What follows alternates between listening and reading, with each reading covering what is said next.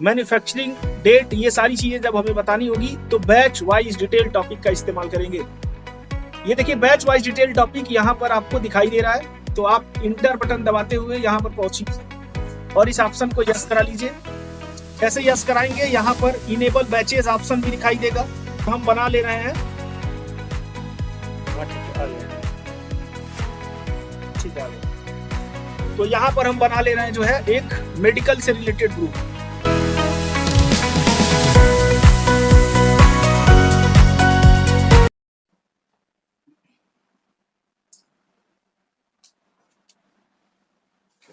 नमस्कार, आज के इस क्लास में हम देखेंगे बैच वाइज डिटेल के बारे में। टैली प्राइम में एक ऑप्शन है बैच वाइज डिटेल, जो हमें बताता है कि जब भी कोई आइटम आप खरीदेंगे या बेचेंगे तो उसकी एक्सपायरी क्या है, उसके बैच नंबर क्या है, उसके लॉट नंबर क्या है। जब हमें ये सारी बातें बतानी होती हैं तो हम बैच वाइज डिटेल टॉपिक का इस्तेमाल करते हैं।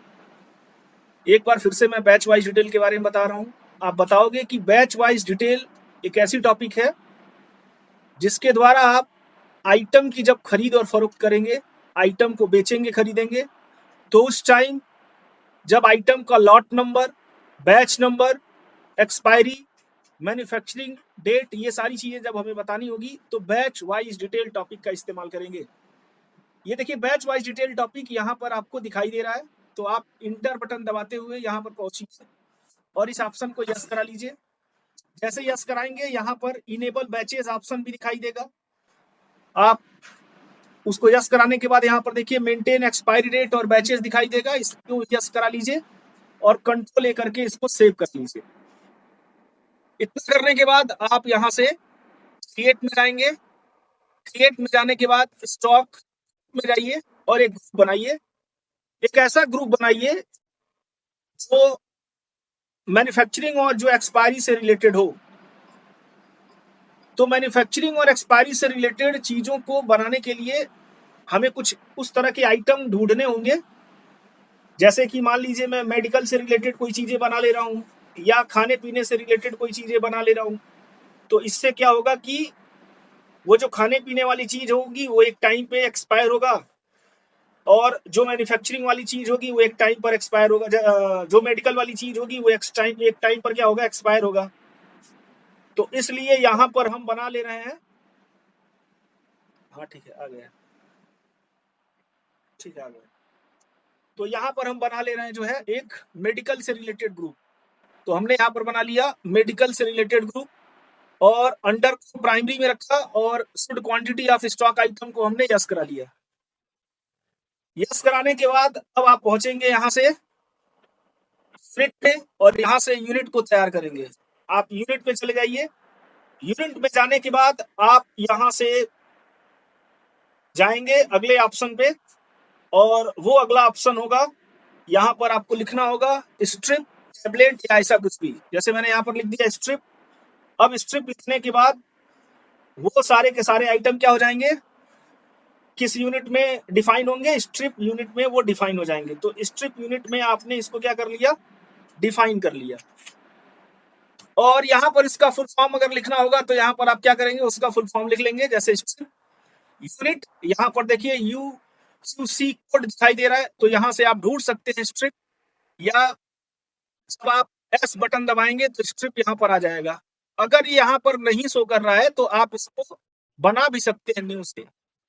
फिलहाल के लिए नॉट एप्लीकेबल कर रहा हूँ और आगे बढ़ रहा हूँ। नंबर ऑफ डेसिमल प्लेस 0 होना चाहिए, इंटर। इस तरीके से यूनिट बन गया। तो उसके बाद हम आइटम पे जाएंगे और एक आइटम तैयार कर लेंगे। मान लीजिए मैं एक आइटम तैयार कर ले रहा हूँ जिसका नाम मैं रख रहा हूँ यहाँ पे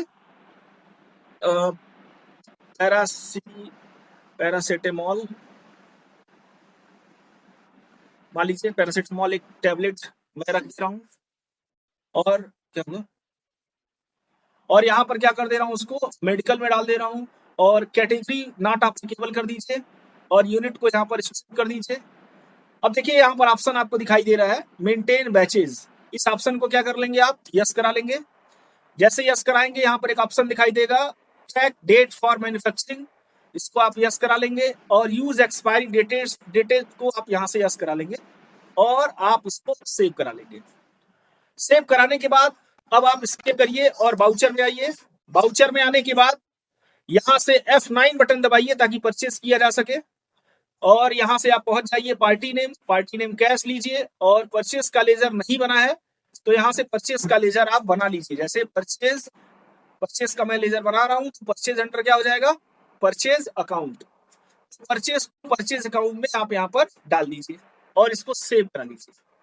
इतना करने के बाद से यहाँ पर आइटम लीजिए। मेरा आइटम जो था वो पैरासिटामोल था तो यहाँ पर मैंने ले लिया। यहाँ पर देखिए डिस्क्रिप्शन ऑप्शन आ रहा है तो ये कह रहा है कि पैरासिटामोल कहाँ बना हुआ है, तो आप यहाँ पर बता सकते हैं कि जैसे मेड इन, यहाँ पर बता दीजिए मेड इन इंडिया, तो यहाँ पर ये इंडिया में मैन्युफैक्चर इसका हो जाएगा। अब यहाँ पर देखिए बैच नंबर और लॉट नंबर दो ऑप्शन दिखाई दे रहा है, बैच नंबर, लॉट नंबर, और यहाँ पर देखिए मैन्युफैक्चरिंग डेट और एक्सपायरी डेट दिखाई दे रहा है। यहाँ पर देखिए लिस्ट ऑफ एक्टिविटीज बैचेस दिखाई दे रहा है, यहाँ पर न्यू, तो आप बैच नंबर और लॉट नंबर को न्यू नंबर में मॉडिफाई करेंगे ताकि उसे हम एक्सेस कर सकें। तो न्यू नंबर ले लीजिए। अब ये बैच नंबर लॉट नंबर क्या है ये आप खुद से डिफाइन करिए कि कितने नंबर से वो चल रहा है। मान लीजिए वो 101 से चल रहा है तो 101 यहाँ पर टाइप कर दिया। और क्वांटिटी कितनी है तो मान लीजिए मैंने कर दिया 100 स्ट्रिप 3 रुपीज के रेट से और यहाँ पर 300 यहाँ पर अमाउंट आ जाएगा। मैन्युफैक्चरिंग डेट क्या है तो 1 अप्रैल 2025 मैन्युफैक्चरिंग डेट है और एक्सपायरी डेट को मैंने यहाँ पर कर दिया कि एक्सपायरी डेट जो है वो 31.3 और 2016, मतलब 1 अप्रैल मैन्युफैक्चरिंग डेट है और एक्सपायरी डेट 31 मार्च 2026 है। अगर कोई और लॉट नंबर बैच नंबर यहाँ पर बनाना है तो आप इसको आगे न्यू नंबर लेंगे, नहीं तो एंड ऑफ लिस्ट करेंगे और इस हिसाब से इसको आप एक्सेप्ट करा लेंगे। यहाँ से आपने माल को खरीद लिया। अब जैसे ही आप माल बेचेंगे जो आपके पास आपके दुकान में है तुरंत आपका सिस्टम क्या करेगा, इसको अपडेट करेगा। अगर वो एक्सपायर हो चुका है या किसी भी प्रकार से ओवरलैप है तो तुरंत वो क्या करेगा, आपका सिस्टम आपको अपडेट कर देगा। देखिए जरा F8 बटन दबाइए, पार्टी नेम कैश लीजिए और सेल्स का लेजर नहीं बना है तो यहाँ पर सेल्स का लेजर बना लीजिए, सेल्स अंडर सेल्स अकाउंट। और जैसे ही आप इसको सेव करेंगे और आइटम सेलेक्ट करेंगे जैसे पैरासिटामोल और मेड इन, आप जो भी लिखना है आप यहाँ पर लिख सकते हैं, नहीं किसी चीज को आप भी कर सकते हैं तो मैंने यहाँ पर लिख दिया मेड इन इंडिया। और देखिए अपने आप जैसे ही आप बेचने गए, माल क्या था पैरासिटामोल, जैसे आपने वहां पर आइटम उठाया ऑटोमेटिक आपके सामने बैच नंबर लॉट नंबर खुल जाएगा और ये कहेगा कि आप कौन से बैच नंबर का माल बेच रहे हो। जैसे ही आप बताओगे कि मैं 101 नंबर बैच का माल बेच रहा हूं तो तुरंत ही आपको बताएगा कि सर ये एक्सपायर हो जाएगा 31 मार्च 2026 को और आपके पास जो बैलेंस पैरासिटामोल है वो 100 है। यहीं से आपने डिफाइन कर दिया कि माल एक्सपायर है या नहीं है।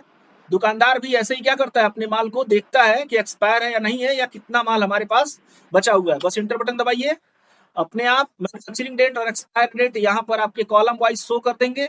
आप जितनी भी स्ट्रिप बेच रहे हैं उसका स्ट्रिप लीजिए, रेट डालिए और जैसे ही आप सेव कर लेंगे वो माल क्या हो जाएगा, आपका जाएगा। अगर आप इसके लिए आप डिस्प्ले एंड मोर पर आएंगे और वहां से आप जाएंगे इन्वेंटरी बुक पे और यहाँ पर आपको एजिंग एनालिसिस दिखाई देगा, एक ऑप्शन दिखाई देगा एजिंग एनालिसिस। तो ये ऑप्शन यहाँ से नहीं होगा, स्टेटमेंट ऑफ इन्वेंटरी में है। वापस आइए एजिंग एनालिसिस में और यहाँ पर आप प्राइमरी पर क्लिक करेंगे तो जितने भी प्राइमरी के आइटम्स होंगे वो सारे के सारे प्राइमरी में शो करेंगे। आपका जो आइटम है वो मेडिकल है तो मेडिकल वाले में जाइए और जैसे इंटर मारेंगे आपके सामने यहाँ पर पूरा जो बायोडाटा है इसका मेडिकल का, मतलब इट मींस पैरासिटामोल का, वो यहाँ पर दिखा देगा। और डिटेल में देखने के लिए अल्ट F1 बटन दबा सकते हैं आप। तो यहाँ पर आपको बताएगा कि पैरासिटामोल बैच नंबर 101 एक्सपायर 31 मार्च 2026 है। टोटल 80 स्ट्रिप आपके पास था जिसमें से आपने बिफोर 45 डेज में आपने 80 पीस रखा हुआ है 240 के हिसाब के रेट से। और जैसे जैसे आप इसको बेचेंगे खरीदेंगे तो ये सारी चीजें यहाँ पर इंक्लूड होती हुई चली जाएंगी। तो आशा करते हैं कि बैच वाइज डिटेल टॉपिक आपको समझ में आ गया होगा और इस तरीके से आप इसका लैब कर लेंगे। धन्यवाद।